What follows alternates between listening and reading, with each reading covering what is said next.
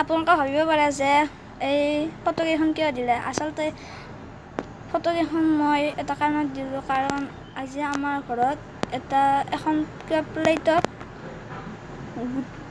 কবিৰ গুটি, বন্ধাকবিৰ গুটি কৰিছে, কিবা ৰুইছে হেনো।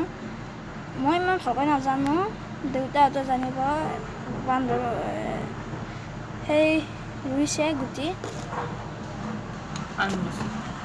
আৰু এই বৈজ্ঞানিক পদ্ধতিত এই খেতিটো ৰুইছে দেউতাহঁতে। এইটো এটা নতুন পদ্ধতি, আপোনালোকেও কৰিব পাৰে এই পদ্ধতি।